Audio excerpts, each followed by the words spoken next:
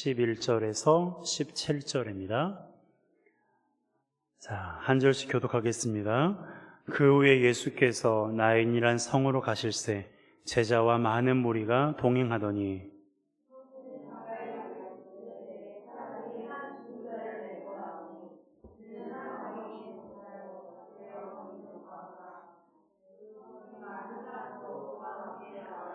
주께서 과부를 보시고 불쌍히 여기사 울지 말라 하시고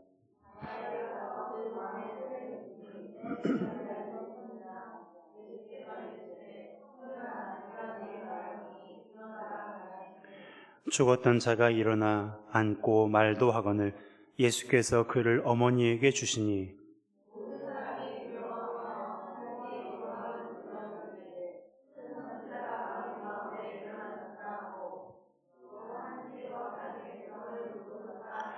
함께 읽습니다. 예수께 대한 이 소문이 온 유대와 사방에 두루 퍼지니라. 아멘. 죽었다고 죽은 게 아닙니다 라는 제목으로 함께 말씀을 나누겠습니다. 함께 따라할까요? 죽었다고 죽은 게 아닙니다. 본문에 보면 세상에 혼자 남은 한 어머니가 등장합니다. 오늘은 그 어머니에게 무척이나 가슴 아픈 날인데요. 말씀에 과부라고 되어 있는 것을 보면 언제인지는 모르지만 남편도 죽어서 없고 또 하나밖에 없는 아들도 죽었습니다. 오늘은 그 아들의 장례가 치러지는 날이에요.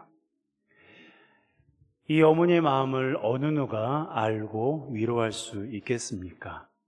하염없이 울고 있는 그녀에게 어느 누구도 울지 말라고 말할 수 있는 사람은 없을 거예요. 그런데 그녀를 불쌍히 여기시고 울지 말라고 말씀하신 유일한 한 사람, 한 분이 계십니다. 바로 예수님인데요. 13절 함께 읽습니다. 주께서 과부를 보시고 불쌍히 여기사 울지 말라 하시고 예수님께서 과부에게 울지 말라고 말씀하셨어요. 예수님의 이 말은 상투적인 말이 아닙니다. 울고 있는 사람에게 울지 말라고 건네는 일반적인 그런 위로의 말이 아니었어요. 예수님께서 그녀에게 울지 말라고 말씀하신 데는 다 그럴 만한 이유가 있습니다. 바로 그가 죽은 아들을 살리셨기 때문에 그래요. 자, 14절과 15절입니다. 함께 읽습니다. 가까이 가서 그 관에 손을 대시니 맨 자들이 서는지라 예수께서 이르시되 청년아 내가 네게 말하노니 일어나라 하시매 죽었던 자가 일어나 앉고 말도 하거늘 예수께서 그를 어머니에게 주시니. 아멘. 여러분, 죽은 자가 살아났어요. 장례를 치르고 있는 그 상황 가운데 있었는데 그 죽은 자가 살아난 것입니다. 우리가 흔히 말하는 기적이 일어난 거예요. 아들이 살아났으니 그 어머니가 얼마나 기쁘고 감격스러웠겠어요. 오늘 본문에는 어머니의 반응은 기록되어 있지 않습니다. 사실 기록할 필요가 없지 않겠어요? 어머니가 어떤 반응을 했을지 여러분 짐작이 가시죠? 여러분, 아들이 죽어서 흘렸던 비통의 눈물이 순식간에 어떤 눈물로 바뀌었어요? 기쁨과 감격의 눈물로 바뀌었어요. 그러니 어머니가 어떤 반응을 했을지 우리가 충분히 짐작할 수 있습니다. 그런데 중요한 것은 이 변화의 중심에 어떤 변화예요? 비통의 눈물이 기쁨과 감격의 눈물로 변화되는 그 순간, 이 변화의 중심에 누가 계셨습니까? 누가 계셨어요? 예수님이 계셨어요.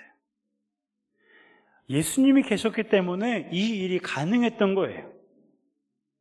여러분, 오직 예수님만이 이 변화를 만드시고 이끄실 수 있는 유일한 분입니다. 아멘이십니까? 여러분, 그리고 이 사실을 인정할 수밖에 없는 사람들이 있어요. 바로 그 변화의 중심에 있던 사람들이었습니다. 그 사람들도 그렇게 생각했을 거예요. 예수님이 계셨기 때문에 이 아들이 살아날 수 있었을 거라고. 예수님이 계셨기 때문에 이 여인의 비통의 눈물이 기쁨과 감격의 눈물로 바뀌었을 거라고 사람들도 그렇게 생각했을 거예요. 여러분, 그곳에 얼마나 많은 사람들이 있었습니까? 11절에 보니까 제자와 많은 무리가 동행하더니 라고 되어 있고요. 12절에도 그 성의 많은 사람도 그와 함께 나오거늘 장래에 행렬이 많다라는 거예요. 그리고 16절에도 모든 사람이 두려워했다라고 말씀하고 있어요. 여러분, 이 중에는 지식이 많은 사람도 있었을 것이고, 지위가 높은 사람, 돈이 많은 사람, 인생의 경험이 많은 사람, 사람들에게 인정받는 사람 등 다양한 사람들이 이 현장에 있었을 거예요. 그 시대를 이끌어가는 사람들도 있었을 것이고, 어떤 모습으로든 그러한 시대와 사람들 속에 이끌려 살아가는 사람들도 있었을 것입니다. 그리고 그 누구보다 그를 사랑하고 아끼는 어머니도 있었고, 그와 함께 어린 시절을 지냈던 친구들도 있었을 거예요. 그런데 여러분, 그 어느 누구도 그 청년의 죽음을 막을 수 없었어요. 더군다나 죽은 청년을 살릴 수 있는 사람은 없었습니다. 각 사람들이 가지고 누리고 있는 그 어떤 것으로도 그 청년의 죽음을 어찌할 수가 없었던 거예요. 그런데 놀라운 것은, 그리고 감사한 것은 그 현장에 누가 계셨다고요? 예수님이 계셨어요. 불쌍한 과부를 위로하시고 울지 말라고 말씀하신 예수님, 그 예수님이 그 현장에 계셨어요. 아니, 예수님께서 우연히 가다가 그 현장을 마주하신 것이 아니고요, 사실 예수님께서 알고 가셨어요. 이 나인이라는 성은 자그마한 성인데요, 예수님께서 이 나인이라는 성에 가신 이 사건이 여기 누가복음 외에는 기록되어 있지 않습니다. 나인이라는 성 이름도 언급하고 있지 않아요. 오히려 예수님께서 그 여인이 어떠한 비통한 상황에 처했는지를 아셨고, 어떻게 그 여인의 그 비통의 눈물을 기쁨과 감격의 눈물로 바꿀 수 있는지를 아셨기 때문에 예수님께서 친히 그 현장에 알고 가신 것입니다. 여러분, 이것이 아들이 살아난 여인은 물론이고 그를 둘러싼 많은 사람들에게 얼마나 많은 위로가 되었겠어요. 그리고 이 말씀을 보고 있는 저와 여러분도 하나님께서 우리 마음 가운데 위로를 주실 줄 믿습니다. 여러분, 예수님이 계셨기 때문에 죽은 청년이 살아날 수 있었어요. 예수님이 그 현장에 계셨기 때문에 죽은 청년이 살아날 수 있었어요. 성경에 보면 이런 일들이 셀 수도 없이 많이 기록하고 있어요. 예수님이 야이로에 죽었던 딸을 살리신 일도 있고요, 예수님께서 죽은 지 4일이나 지난 나사로를 살리신 일도 있어요. 다 죽어가던 종을 고치신 일도 있고, 12년 동안 혈루병으로 고통받던 여인을 고치시기도 했어요. 또한 수로보니게 지역에 있는 여인의 귀신 들린 딸을 고치시기도 했습니다. 이런 일을 겪은 사람들마다 얼마나 예수님께 감사하고 비통의 눈물이 기쁨과 감격의 눈물로 바뀌었겠어요. 이런 일들이 얼마나 많은지 요한복음에는 이렇게 기록되어 있는데요. 자, 요한복음 21장 25절입니다. 함께 읽습니다. 예수께서 행하신 일이 이 외에도 많으니 만일 낱낱이 기록된다면 이 세상이라도 이 기록된 책을 두기에 부족할 줄 아노라. 아멘. 이 세상이라도 이 기록된 책을 두기에 부족하다라고 조금은 과장해서 그렇게 말을 하기도 했는데, 물론 당시에는 과장이 아닐 수도 있어요. 예, 당시에는 양피지에 글을 기록했던 그런 시대였으니까요. 그만큼 많았다는 것을 성경이 우리에게 증언하고 있는 거예요. 슬픔이 변하여 기쁨이 된 일, 절망이 변하여 소망이 된 일, 고통이 변하여 감격이 된 일이 이렇게나 많이 있었다고 우리에게 말씀하고 있는 것입니다. 다시 한번 묻겠습니다. 누가 계셨기 때문입니까? 누가 계셨기 때문에 그래요? 예수님께서 계셨기 때문에 그래요. 자, 그렇다면 저와 여러분들의 삶에도 예수님이 계십니까? 예수님이 계십니까? 예수님이 계신 우리의 삶 가운데도 이러한 기쁨과 감격의 순간들이 있을 줄 믿습니까? 여러분, 그런 믿음을 가지고 하나님 앞에 나아가는 우리 모두가 되기를 원합니다. 자, 그렇다면 예수님이 계시면 왜 이런 일이 일어날 수 있을까요? 앞서 말씀드렸잖아요. 이 청년이 죽은 그 현장에 수많은 사람들이 있었어요. 예수님을 따라다니는 사람들이 적어도 수천에서 수만 명이었거든요. 그리고 장례 행렬도 많았어요. 그러니까 그곳에 최소한 수만 명의 사람들이 모여 있었습니다. 그런데 그것 중에서 한 사람도 죽은 청년을 살릴 수가 없었어요. 그런데 예수님만 그 청년을 살리실 수가 있었던 거예요.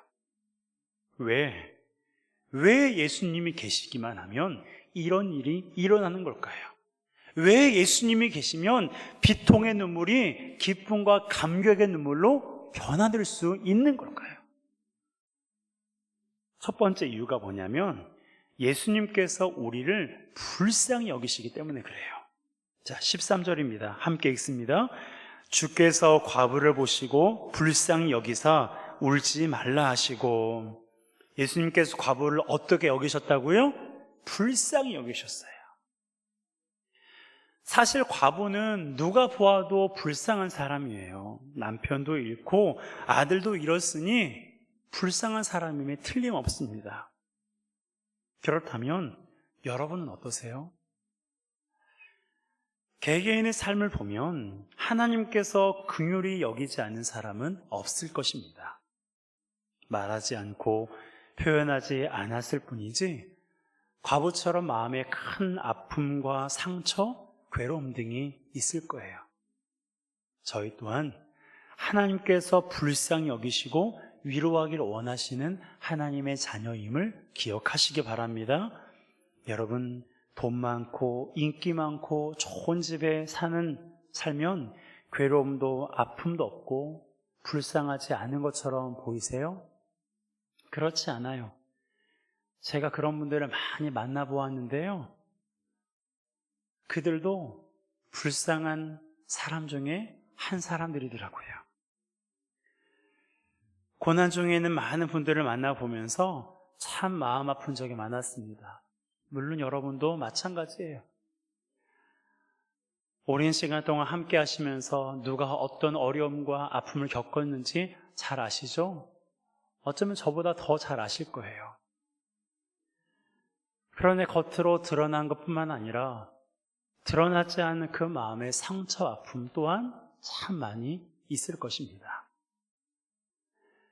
그런 여러분들을 보면서 제가 할 수 있는 게 뭐겠어요? 그저 주님 앞에 여러분 한 분 한 분을 생각하며 기도하는 것밖에 없습니다. 그런데 여러분, 사람도 이처럼 힘든 상황 가운데 있는 분들을 보면 가슴이 아프고 먹먹한데 우리를 자녀 삼으신 예수님 보시기에는 어떻겠어요? 당신이 십자가에서 못 박혀 죽으셨음에도 불구하고 하루가 멀다 하고 죄에 짓눌려 살고 있는 당신의 자녀들을 바라보면서 우리 주님이 무척이나 우리를 불쌍히 여기실 것입니다. 그런데요, 그걸 아셔야 돼요. 불쌍하다고 하니까 내가 불행한 사람인가? 나는 불쌍한 사람 되기 싫은데 라고 생각하실 수가 있어요. 그렇죠. 그런데요, 그걸 알아야 돼요. 뭐냐면 불쌍하다고 해서요, 불행한 게 아니에요. 오히려 정반대입니다. 불쌍해서 얼마나 다행인지 몰라요. 불쌍해서 얼마나 감사한지 몰라요. 자, 그 이유가 무엇입니까? 불쌍하니까 주님이 우리와 함께 계시는 거거든요. 아멘이십니까? 불쌍하니까 주님이 우리와 함께 계시는 거예요. 주님이 우리를 왜 구원하셨을까요? 우리가 불쌍해서 그래요. 주님이 430년 동안 애굽에 머물던 이스라엘 백성들을 왜 애굽에서 건져내셨을까요? 그들이 불쌍해서 그러셨어요. 불쌍하니까 주님이 우리와 함께 계시는 거예요. 불쌍하지 않아서 주님이 함께 계시지 않는 것보다 불쌍해서 주님이 함께 계시는 게 더 좋은 일 아닙니까? 어떠세요?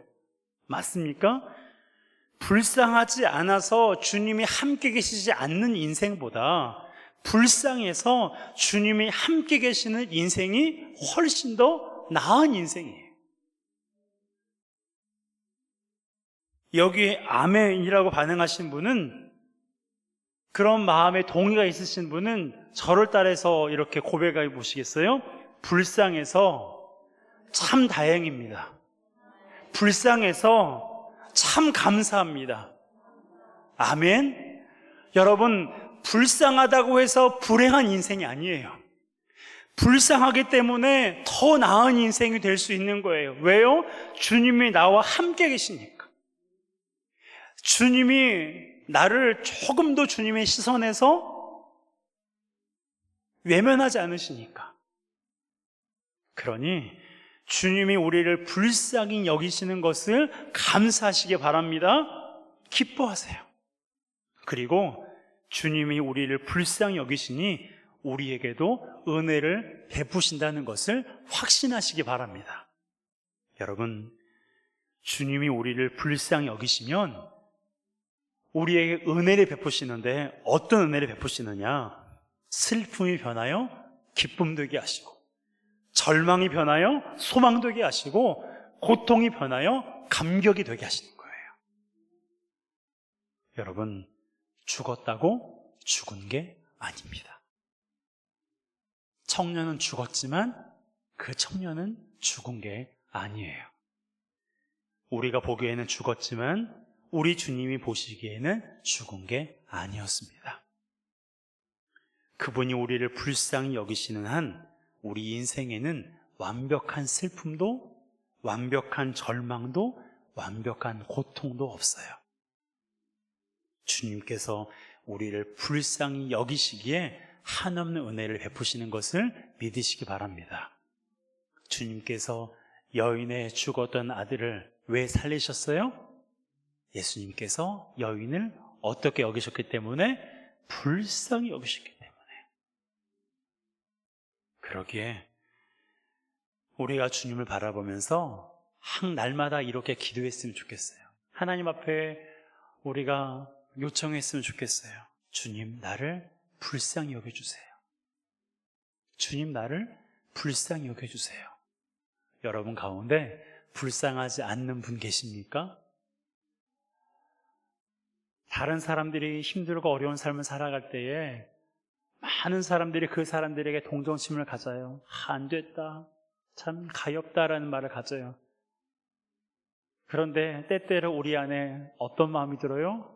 나도 힘든데, 나도 괴로운데. 그것이 드러나지 않았을 뿐 내 안에도 여전히 힘들고 어려운 것들이 우리를 짓누르고 있지 않습니까? 그러기에 우리는 하나님 앞에 혹여 사람들이 우리 마음을 알아주지 못할지라도 하나님께서는 우리 마음을 아시기 때문에 우리는 날마다 하나님 앞에 기도해야 돼요. 이렇게 따라 하실래요? 주님, 나를 불쌍히 여겨주세요. 저는 새벽마다, 그리고 기도할 때마다 가장 가장 많이 하는 기도가 이 기도예요. 하나님, 불쌍히 여겨주세요. 여러분들을 위해서도 기도할 때 하나님, 누구누구 성도님 이런 상황 가운데 있는데 불쌍히 여겨주세요. 제가 할 수 없지만 하나님께서 하실 수 있는 분인 것을 알기 때문에 불쌍히 여겨달라고 새벽마다 여러분들을 위해서, 새벽마다 기도로 부탁하신 분들을 위해서 기도하고 있어요. 그러기에 우리가 어떤 상황과 형편 가운데 있을지라도 내가 보기에, 다른 사람들이 보기에 야, 죽었다, 망했다, 끝났다 라고 되어지는 그 모든 상황 속에서도 우리가 하나님께 부르짖어야 될 기도가 뭐예요? 주님, 나를 불쌍히 여겨주세요. 그렇게 하나님 앞에 날마다, 매 순간순간마다 기도하는 우리 모두가 되시기를 주님의 이름으로 축복합니다. 두 번째로, 예수님이 계시면 왜 이런 일이 자주 일어나는 걸까요? 어떤 일이요? 비통의 눈물이 기쁨과 감격의 눈물로 바뀌는 일. 두 번째 이유가 뭐냐? 바로 말씀에 능력이 있는 분이기 때문에 그렇습니다. 말씀에 능력이 있는 분이기 때문에 예수님만 갔다 하면, 예수님만 오셨다 하면, 예수님이 말씀하시기만 하면 그곳에 기적이 일어나고 그곳에 능력이 일어나는 거예요. 자, 예수님께서 청년을 메고, 사람들이 죽은 청년을 메고 이제 장례를 치르러 가고 있는 중이었어요. 그때 예수님께서 그 청년을 감싸고 있는 그 관에 손을 대셨습니다. 그리고 이렇게 말씀하셨어요. 14절입니다. 함께 읽습니다. 가까이 가서 그 관에 손을 대시니 맨 자들이 서는지라. 예수께서 이르시되 청년아, 내가 네게 말하노니 일어나라 하시매. 아멘.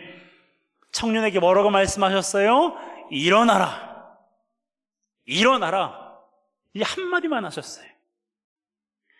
예수님께서 어떤 요란한 의식을 행하시지 않았어요. 일어나라고 말씀만 하실 뿐이었습니다. 그랬더니 정말 그렇게 되었어요.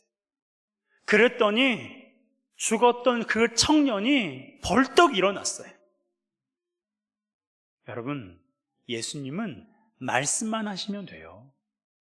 예수님은 말씀만 하시면 돼요. 일어나라고 말씀하시면 일어나고요, 고침받으라고 말씀하시면 고침받아요. 귀신 들린 사람에게 예수님께서 어떻게 행하셨어요? 어떤 요란한 의식을 행하셨습니까? 아니에요. 귀신아, 나가라고 하셨어요. 너의 있을 곳이 아니니 나가라, 한마디만 말씀하셨어요. 그러더니 귀신이 나갔어요. 예수님이 어떤 분이에요? 말씀에 능력 있는 분이에요. 말씀으로 천지를 창조하셨어요. 말씀으로 천지를 창조하신 분이고, 요한복음 1장에 보게 되면 말씀이 곧 뭐가 됐어요? 육신이 되었어요. 말씀이 육신이 되신 분이 바로 예수님이세요. 그러니까 예수님께서는 말씀에 능력 있는 분이기 때문에 말씀만 하시면 되는 거예요. 그러니 우리는 예수님께 이렇게 기도해야 돼요.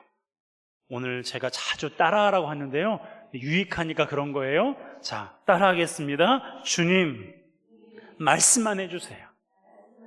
주님, 말씀만 해주세요. 여러분, 주님께서 말씀하시면 그걸로 되는 거예요. 더 이상 다른 게 필요가 없습니다. 우리가 잘 알고 있는 말씀 가운데 하나가 어떤 백부장의 믿음이에요. 이 백부장이 오늘 우리가 누가복음 17장 11절에서부터 오늘 보았잖아요. 17장 1절에서 7장 1절에서 10절에 보게 되면 백부장에 관한 기사가 기록되어 있어요. 백부장의 자신의 하인이 지금 병에 걸려서 죽어가고 있습니다.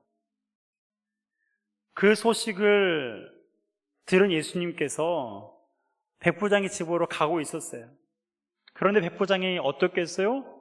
예수님, 오실 수 없어요. 저희 집에 오실 수 없습니다.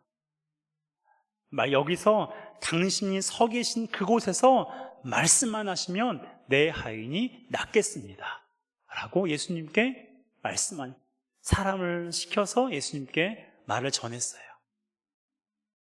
그랬더니 어떻게 되었어요? 그 하인이 낫게 되었어요. 병에 걸려서 죽어가던 그 하인이 예수님께서 말씀만 하셨을 뿐인데 그 병이 싹 고침받았어요. 여러분, 예수님이 이런 분이에요. 예수님이 이런 분이에요. 그러게 우리는 주님께 기도해야 돼요. 주님, 말씀만 해주세요. 예수님께 말씀만 해달라고 요청해야 돼요. 내 마음이 평안해지도록 주님 말씀해 주세요. 주님, 우리 가정에 기쁨이 넘치도록 말씀만 해주세요. 주님, 나의 사랑하는 친구가 위로를 받을 수 있도록 말씀만 해주세요. 주님, 내 마음이 너무 힘들고 괴롭습니다. 하나님, 말씀만 해주세요. 여러분, 그렇게 우리가 말씀만 해달라고 하나님께 요청하면 주님이 가만히 계실 수 있을까요? 여러분, 당신의 사랑하는 자녀가 말씀만 해달라고 간청하는데 어떻게 가만히 있을 수가 있겠어요? 사랑하지 않으면 그럴 수 있어요. 그런데 사랑하지 않아도요, 자꾸 계속해서 그렇게 간청하면 어쩔 수 없이 들어줄 수도 있어요. 그런데 우리 주님은 어때요? 우리를 너무나 사랑하세요.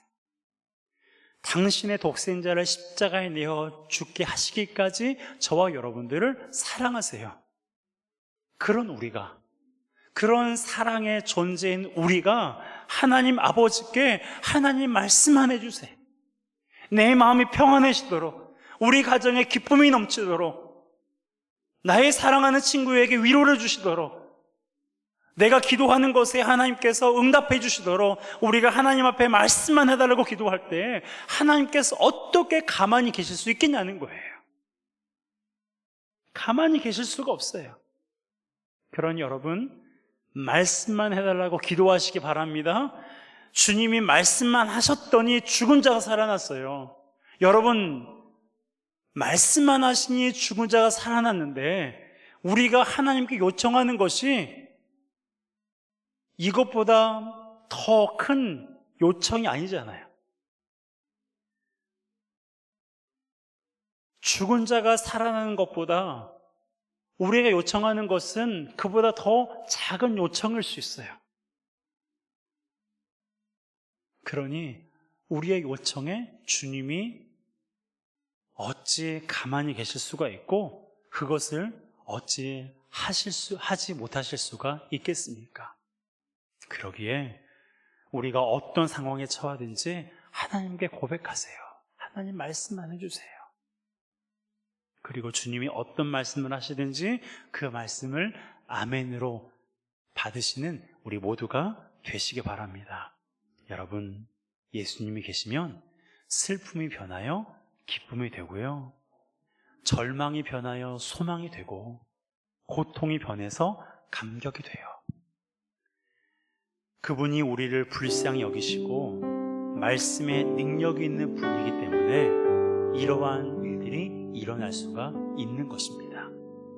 그러므로 생각날 때마다, 내가 어떠한 상황 가운데 처할 때마다 항상 이렇게 하나님 앞에 기도하세요. 주님, 나를 불쌍히 여겨주세요. 나에게 말씀해주세요. 나에게 말씀만 해주세요.